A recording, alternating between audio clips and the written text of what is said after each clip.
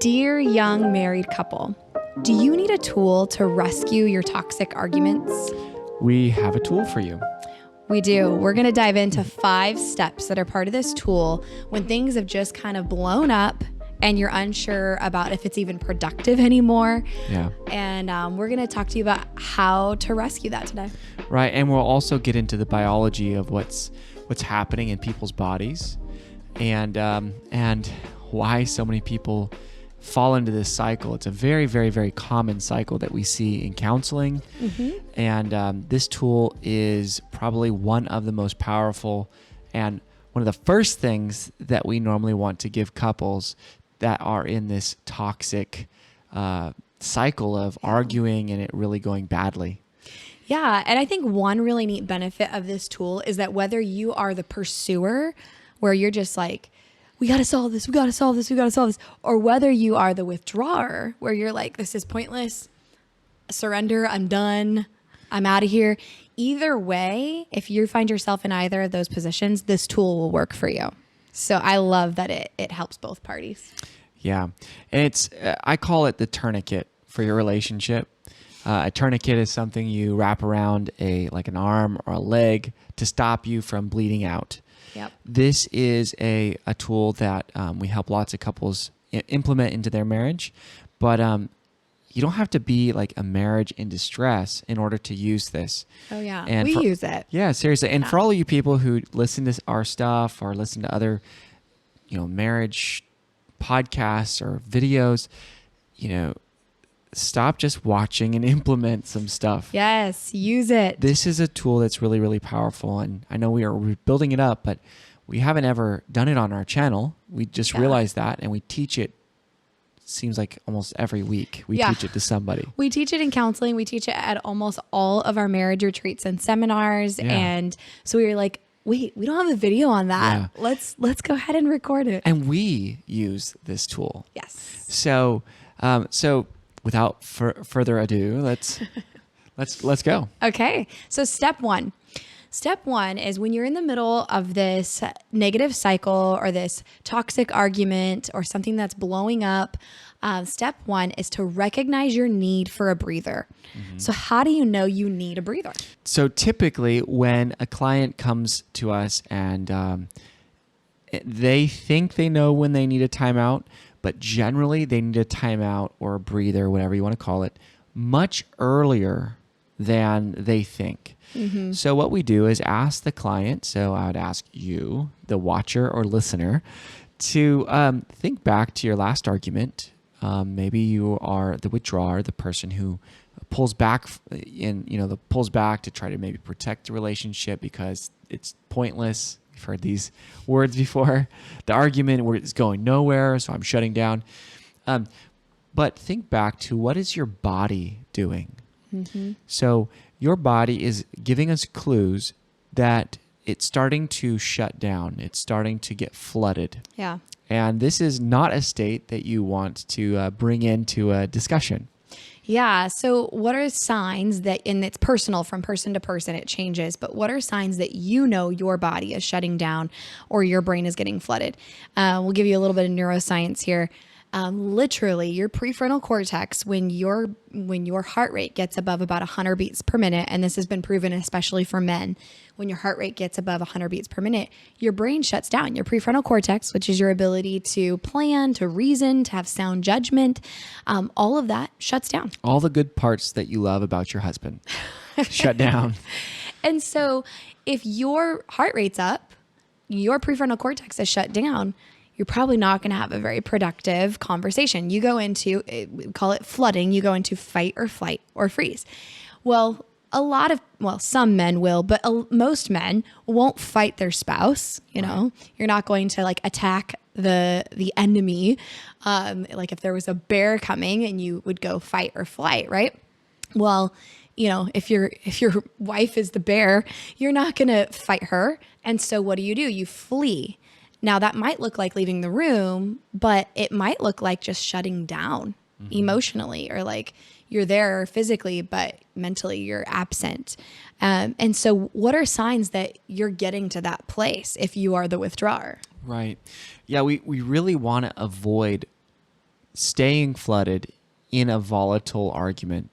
Because what happens is when your prefrontal cortex shuts down, generally we start saying things that we really don't mean. So when people say, well, they said this in an argument, say a whole bunch of hurtful things, I tend not to believe them. You don't really actually speak your mind. You are really trying to push the person away at that point. Get away from me. So a whole bunch of hurtful things start coming out generally, or silence. So we need to put a tourniquet on the bleeding. So what clients normally experience, so flooding looks like, I personally get a turning in my stomach. So I feel it in my stomach and I start getting really irritated and irritable, and I want to walk out the room. That's exactly what I want. Other clients feel a tightness in the chest. They feel maybe a constriction in their throat. They feel heat. They clench their fists. Yeah, there's so many external or even internal signs. Yes. For me personally, and for other pursuers out there, your voice might get louder, even if you're not yelling per se, but the volume goes up. I think for me personally, like I get red, like this feeling of like hot in my neck or face. And I know I'm escalating. I sigh. Yeah. Yeah, for sure. So those are some signs. Yeah. One time I was working with a client, and he had no idea what he did. So I was poking around, trying to figure out what he does. And he kind of looks like, help me, at his wife. And his wife looks at him and says, I know what you do. And he says, what? And she said, you start like straightening papers and anything on the desk. You just start straightening up and like putting everything in its place. And he's like, I do that. It's so maybe if you're having a hard time figuring out what you do, maybe ask your spouse, what do they observe you doing when they know or think you could be flooded. And a lot of pursuers feel the reason why a pursuer, and we're smacking labels on people, but that's these two parts that people play within this dance or an argument. The pursuer gets more and more, direct with their confrontation. Yeah. And as that overwhelms the withdrawer, they back down. They get smaller and quieter and go stone cold and, put a flat affect on, like, you can't bust through my wall. And so the bigger the wall that the withdrawer builds, the bigger the guns the pursuer. Yeah, exactly. Pulls I was out. trying to the bigger the bazooka, So this is what we're working with, and we see this all the time. So hopefully you guys are starting to see, is it the man that's the normal the withdrawer, or sometimes it is the man that is the pursuer. That happens. Yeah. But we would see probably 80-20, the 80-20 principle, that generally 80% of the men are withdrawers. So that's step one. Really recognize what it is. What is it in you? Because it's different in each person. What is it in you that tells you, I need some space right now? Now, as the pursuer, you are most likely not going to think you need space, right? The withdrawer is usually the one that's like, ooh, I need space from this conversation. I need space from you. But really try to be an emotionally intelligent partner, pursuers, and recognize when you need space too. Even if that's not what you prefer, you might be better off with it. Okay. Right. And generally the pursuers are confronting to connect. They're saying, hey, we haven't figured this out. I want connection. I'm just coming at you. I just want to figure this out with you. Can you please stay here? And for some reason that's triggering the mistrust or the mistrust in themselves for the withdrawer, and they're shutting down. So that's a different thing that we would have to figure out maybe in counseling or a good book. But that's step one. Recognize your need for a timeout. We can go on and on this, really. Totally. But step two, and by the way, we've adapted this tool from Prepare and Enrich. We've been certified in Prepare and Enrich for years and years. So they have awesome tools. We've used their tool, and then we adapted it because we saw the need to include certain components that it was missing. And we also clarify some things. Or clarify. And then we also implemented pieces from EFT, which is emotionally focused therapy. That pursuer withdrawer language is part of that. So we like to use our own tool, these 5 steps that we've adapted from Prepare and Rich. So full disclosure there. Yes. All right. So step 2. Step 2 is to say that you need a breather or whatever you want to call it. And then step 2B in the same sentence. So, hey, I'm getting overloaded, or I'm getting flustered or flooded, whatever your word is there. And I know that this is really important. We really need to come back to this. And this is how you do it. But I really need a breather right now. So there's step 2. Could we please come back to this after we get back from work? After we put the kids down. After church, after whatever you're after is, generally we find it very soothing for the pursuer to know that this isn't just a withdrawal for withdrawing's sake. Right. It's just simply the person recognizing in themselves that, hey, look, I've hit my limit right now and I need to kind of collect my bearings, and I would like to come back to this later so that we can finish this in a humane way. When the walls are down, the bazookas are back. Yes. Yeah, for sure. So call that space, that breather, that timeout for yourself. That's important. You don't say, you need a timeout. Yes. That's what you say to your toddlers. So I need space. I need a breather. And then semicolon, right? It's in the same sentence. Can we come back to this after blank? Can we come back to this at a specific time? Yeah. It's really important that you're giving a specific time or a specific event, after we put the kids down. Because if you don't have a specific time, it's easy to just quote unquote, let it go. And letting it go is not always, or even not usually, the best approach for solving something. Right. This tool is built for couples, and after lots and lots and lots of observations, we have to really fix it. This is what escalates things, right? We'll just let it go, and then really it stews. It doesn't disappear. The need's still there, and then it comes back bigger than before. So this just helps us cool down and hopefully come back with a sense of humility, and we'll talk about that in a minute. But the biggest part here is that you give a specific time. Yeah. That's a responsible distance taking. Irresponsible distance taking is right in the middle of an argument. The person just walks out or just closes down. And then the other person's feeling betrayed or abandoned, or starts really having fear that, will we ever figure this out? That's the pursuer's internal dialogue, for sure. Right. Yeah.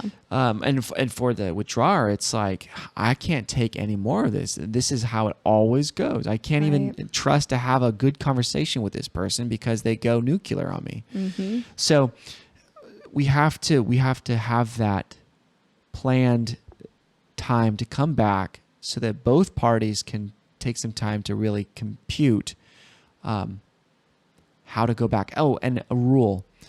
Don't do it. Don't set your time any less than 30 minutes. Yep. Has to be more than 30 minutes. Yeah, the research shows that it takes about 15 to 30 minutes. So we try to go on the higher end of that 30 minutes for the cortisol to flush through your body, for your heart rate to fully come down, and really to do steps 3 and 4 that we're about to share. So don't say like, I need a breather.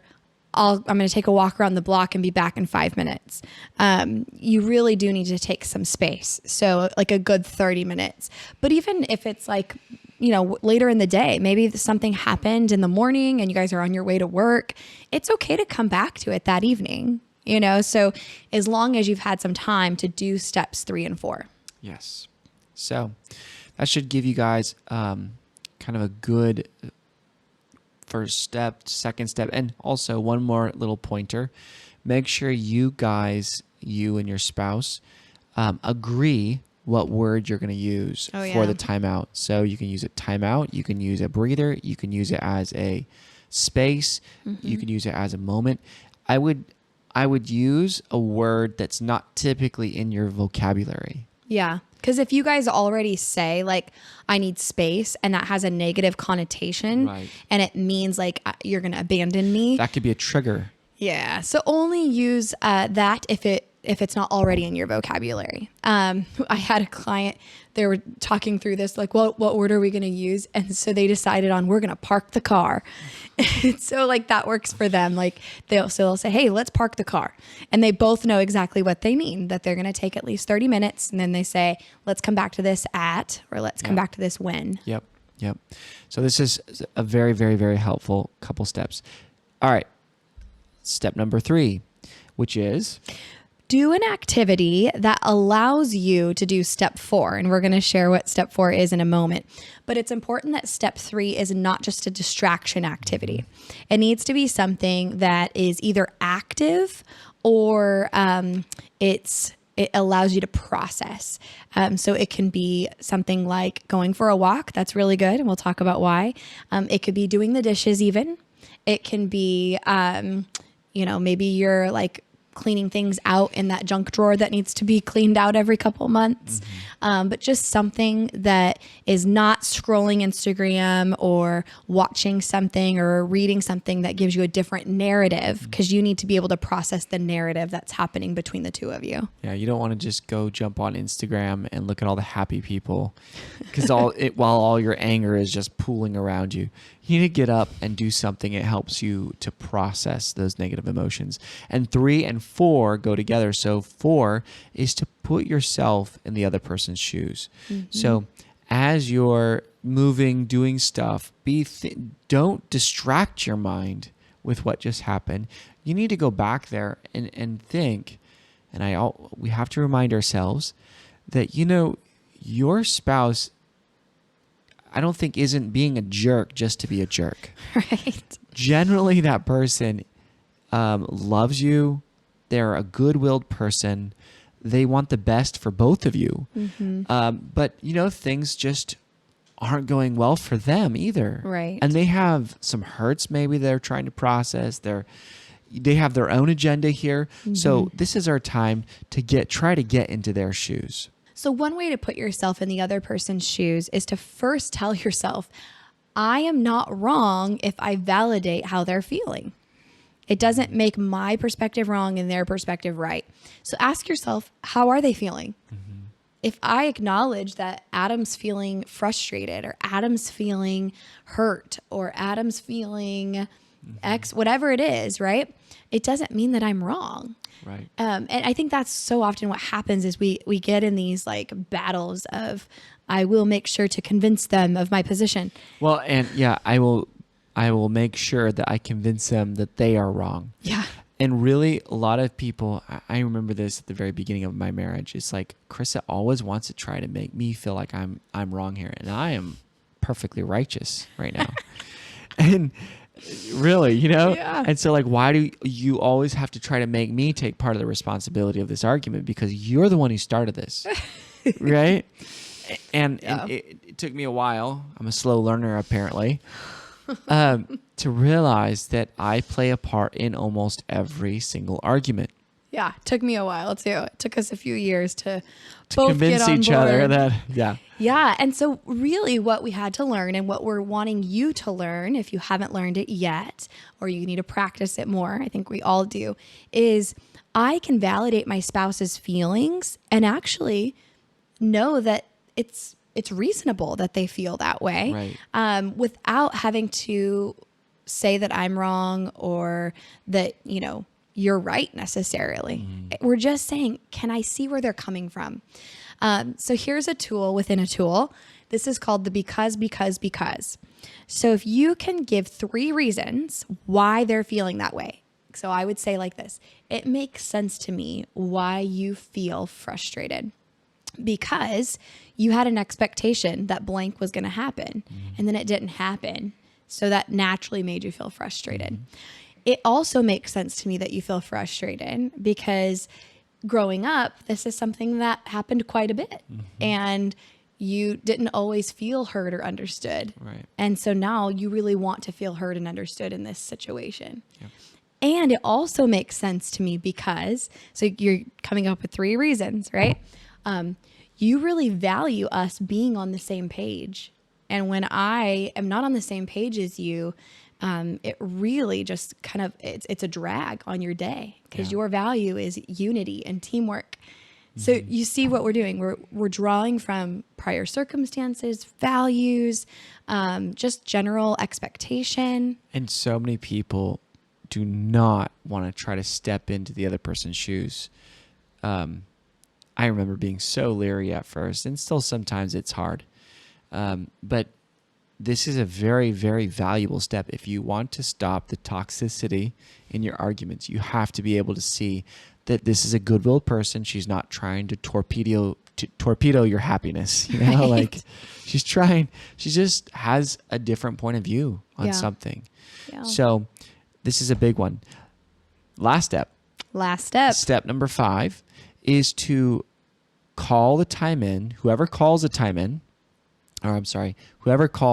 breather also brings it back in. Yep. Okay. So this looks like if I was the one who called the timeout, I'd say, hey, baby, it's been about 40 minutes or it's after the kids went down and are you ready to continue the conversation? Yeah.